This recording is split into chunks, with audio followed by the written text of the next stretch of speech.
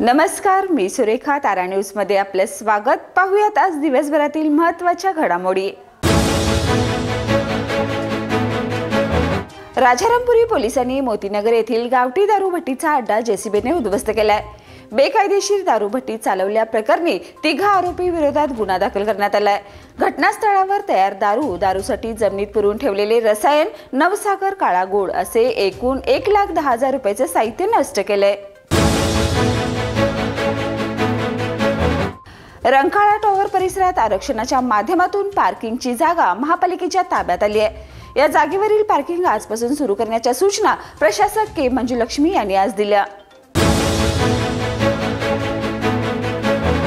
बुधवारी सायंकाळी करवीर निवासिनी अंबाबाईच्या कमरेपर्यंत मावळती किरणे पोहोचली. सायंकाळी 6:13 किरणाचा लख प्रकाश गाभाऱ्यातील मूर्तीच्या कमरेपर्यंत पोहोचताच भाविकांनी जय अंबेच्या जय घोषात आरती केली.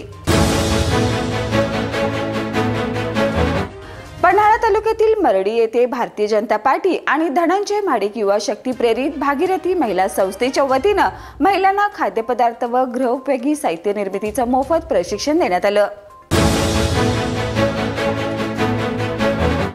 गाय दूध खरेदी दरातील कपात मागे घ्यावी व दूध अनुदान तात्काळ द्यावं या मागणीसाठी आज कोल्हापूर जिल्हा दूध उत्पादक संघटनेच्या वतीनं थेट गायीला घेऊनच जिल्हाधिकारी कार्यालयावर मोर्चा काढण्यात आला.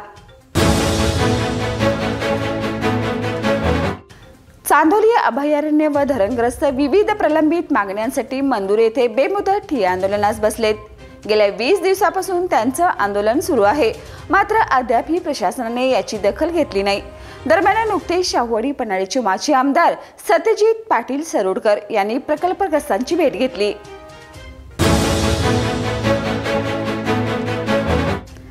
राजारामपुरी पोलीस ठाण्याचे निरीक्षक सुशांत चव्हाण आणि त्यांच्या भरारी पथकाने मोरेवाडी येथील 7 गावठी दारू निर्मिती करणारे अड्डे जेसीबीच्या साहाय्याने उद्ध्वस्त केलेत. या कारवाईत 10 लाखाचा दारू साठा नष्ट करण्यात आलाय. दिव्यांग पुनर्वसन संघर्ष समिती व श्रमिक मुक्ती दल आजरा यांच्या वतीनं आज आजरा तहसीलदार कार्यालयावर भव्य मोर्चा काढण्यात आला. संजय गांधी निराधार योजना व श्रावण बाळ योजनेची थकीत पेन्शनची रक्कम विधवा स्त्रिया अपंगांना तात्काळ मिळावी या मागणीसाठी श्रमिक मुक्ती दल आजरा तालुका प्रमुख कॉम्रेड संपत देसाई यांच्या नेतृत्वाखाली हे ठिय्या आंदोलन करण्यात आलंय. अवैध गर्भलिंग निदान शोध मोहिमेला गती द्यावी अशा सूचना जिल्हा परिषदेचे मुख्य कार्यकारी अधिकारी कार्तिकेय एस यांनी जिल्हा स्तरावरील बैठकीत दिल्या. त्याचबरोबर बनावट डॉक्टरांची तपासणी मोहीम गतीने करण्याच्या सूचना देखील त्यांनी दिल्या.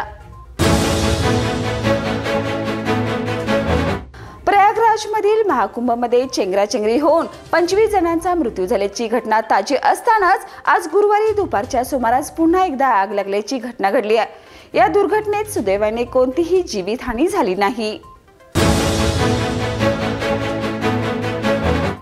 तर या होत्या आज दिवसभरातील महत्त्वाच्या घडामोडी. उद्या पुन्हा भेटूया नवीन बातमीपत्रासह.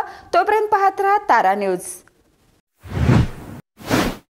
बाळ, फ्रीज मधून श्रीखंड काढ ना. आम्ही पूर्वी घरीच बनवायचो श्रीखंड, त्याची चवच वेगळी होती. आता काय सगळं रेडीमेड. आजी, हे श्रीखंड खाऊन बघ. आज तुझ्या आईनं घरीच बनवलं की काय? हे आहे गोकुळचं श्रीखंड. अगदी जिभेवर रेंगाळणार. जिभेवरच नाही तर मनावरही रेंगाळणार. गोकुळ श्रीखंड, मनावर रेंगाळणार.